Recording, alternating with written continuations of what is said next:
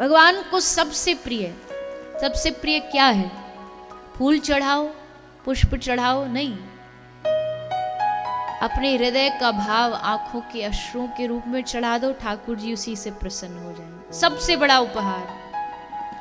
भगवान जब देखते हैं कोई मेरे लिए रो रहा है, मेरे लिए, केवल मेरे लिए, संसार की चीजों के लिए नहीं, मेरे लिए अगर कोई मुझ तक आने के लिए रो रहा है, ठाकुर जी सब भूल भाल के दौड़ करके उसको अपने गले से लगा लेते हैं।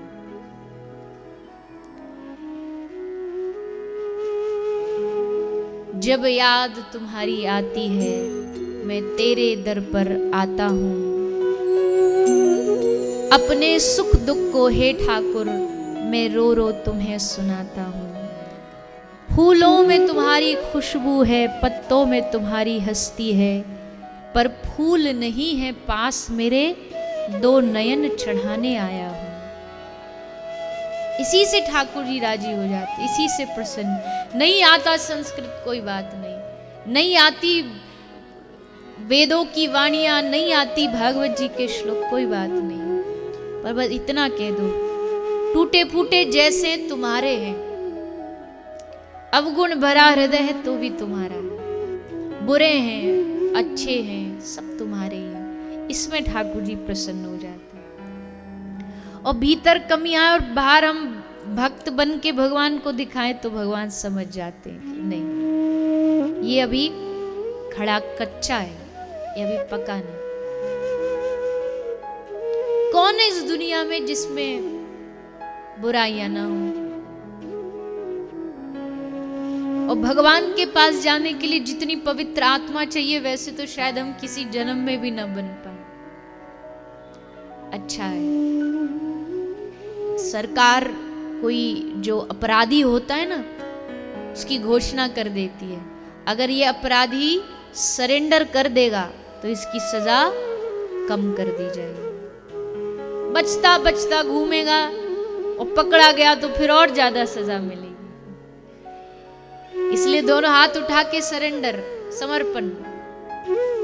अजी हाँ, बुरे हैं तो हैं, पर तुम्हारे जैसे भी हैं आपके, तब भगवान का हृदय पिघलता है। और भगवान फिर कैसा भी हो, ये इसी भाव से भगवान स्वीकार करते, तभी तो हम जैसे खोटे सिक्के भी चल जाते हैं। नहीं तो उन तक पहुंचने के लिए जितनी क्वालिफिकेशन चाहिए वो कहां से लाओगे? ठाकुर जी कहते नहीं, ये समर्पण भाव दिखा दोगे तो तुम जैसे हो मैं तुमको स्वीकार कर लूंगा, फिर तुमसे तुम्हारे गुण नहीं पूछूंगा। और फिर जब ये समर्पण भाव आ जाता है, फिर तो ऐसा हृदय बन जाता है भक्त का कि वो भगवान को फूल चढ़ाए उसमें भी भगवान राजी, वो भगवान की स्तुति करे उसमें भी राजी, भगवान को गाली दे उसमें भी राजी, झूठे बेर चढ़ाए उसमें भी राजी, विष मीरा ने पिलाया उसमें भी राजी, नरसी ने गाली दी उसमें भी राजी।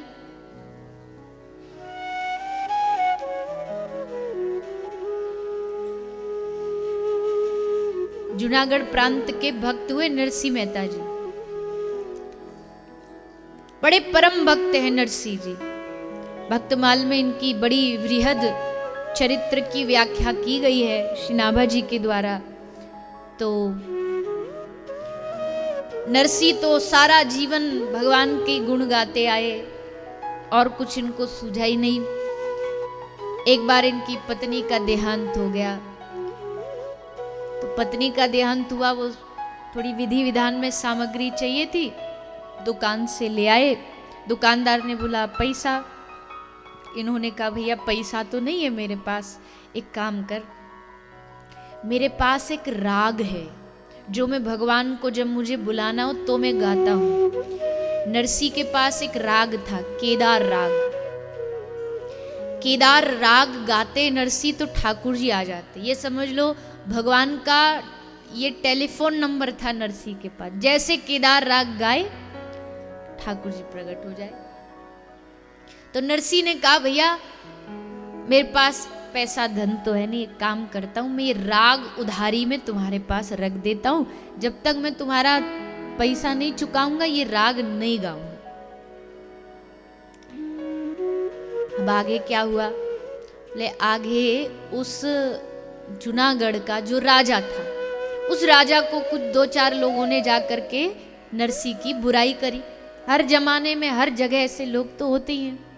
उन्होंने बुराई करी, ये नरसिंह हरिजनों में जाकर के कीर्तन करता, भगवान का नाम गाता है, नीची जाति के घर जाके भोजन कर लेता है। सो महाराज ये सब ढोंग करता है, इसको भगवान से कोई लेना देना नहीं। अगर ये सच्चा भक्त है तो इसकी परीक्षा लेके देखो, इसका ढोंग, इसका भंडा फूट जाएगा। राजा बोले ठीक है। राजा ने नरसिंह को बुला के जेल में डलवा दिया और शर्त क्या रखी कि सुबह होने से पहले पहले अगर तू भगवान का सच्चा भक्त है तो तेरा भगवान तेरे गले में फूलों की एक माला पहना करके चला जाए। अगर नहीं पहनाई तो ये साबित हो जाएगा कि तू ढोंगी है और तुझको फांसी पे चढ़ा दिया जाए। आज भक्त की परीक्षा है। नरसिंह कारागार में पड़े थे। अब वो राग गाते तो भगवान तो तुरंत आ जाते, पर आज राग गा नहीं सकते क्योंकि वो उधारी में रखा है। और भक्त तो भक्त होता है, ईमानदारी। जेल में कौन देखने आने वाला था, पर ईमान। सोचा चलो कोई बात नहीं, आज बिना राग के बुलाते हैं। तो हाथ जोड़ के भगवान को कह रहे, हे दीनानाथ, हे दीन बंधु, हे करुणा सिंधु, आज आ जाओ। अरे प्रभु, हमारी इज्जत की बात नहीं, तुम्हारी इज्जत की बात है। हमारी इज्जत नहीं जाएगी, तुम्हारी आबरू चली जाएगी, तुम्हारी इज्जत चली जाएगी। इसलिए प्रभु आइए, हमारी रक्षा करिए। 1 घंटा बुलाया, 2 घंटा बुलाया, 3 घंटे बुलाए, पर भगवान को तो कोई असर ही न पड़े। नरसिंह बोला ऐसे तो सुबह हो जाएगी, और निवेदन किया प्रभु देखो इज्जत बचा लो, अपनी इज्जत। खूब बोला, आपका नाम खराब हो जाएगा, लोग क्या कहेंगे। नरसिंह ने बुलाया, ये आए नहीं। लेकिन जब नरसिंह ने देखा कि अब तो भैया तब सुबह होने ही वाली और ये ऐसे सुनेगा नहीं, तो एकदम रोष में आ गए। गुस्सा में आके बोले, कब से बोल रहा हूँ आ जाओ आ जाओ, इज्जत का सवाल है, तुम्हारी आबरू का सवाल है। पर अब समझ आया जिसकी इज्जत होगी उसकी तो जाएगी, तेरे पास है ही नहीं तो जाएगी कहाँ से। तेरी 2-2 माँ, तेरे 2-2 बाप, कोई कहे देवकी नंदन, कोई कहे यशोदा नंदन, कुल का पता नहीं, खानदान का पता नहीं। अरे कब से बुला रहा हूँ, आ जाओ, हमारी इज्जत बचा लो। नहीं आओ, अरे हमारे पास क्यों आओगे, तुम तो खाने के लालची हो ना, कर्माबाई के पास जाओगे खिचड़ी खाने, तुम तो शबरी के घर जाओगे, हमारे पास क्यों आओगे, हमारे पास थोड़ी है कछु खिलाने। खूब सुनाया, ऐसे ऐसे शब्द बोले, मैं तो बोल नहीं सकती क्योंकि मेरी वहां तक पहुंच नहीं है। नरसिंह बोल सकते हैं। तो नरसिंह ने खूब कहा, और ऊपर बैठे बैठे भगवान मुस्कुरा रहे हैं।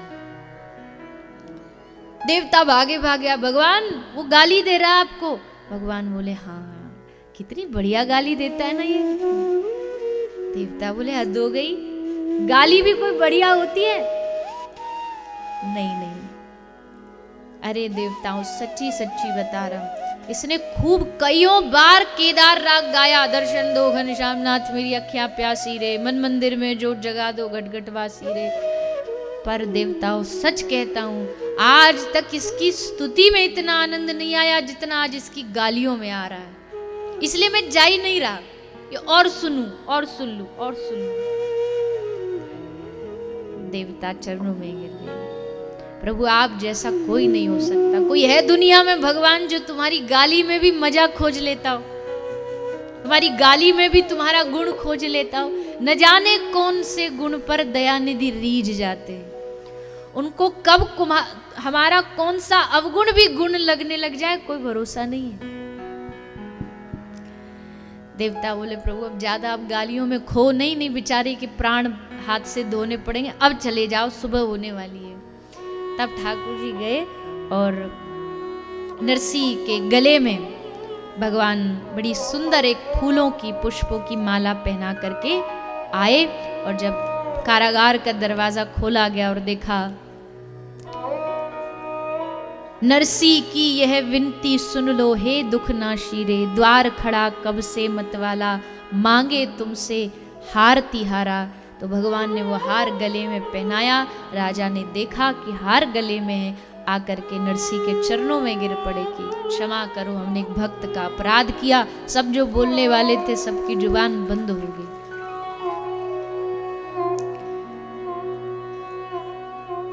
तो भगवान तो अवगुण में भी गुण ढूंढ लेते हैं।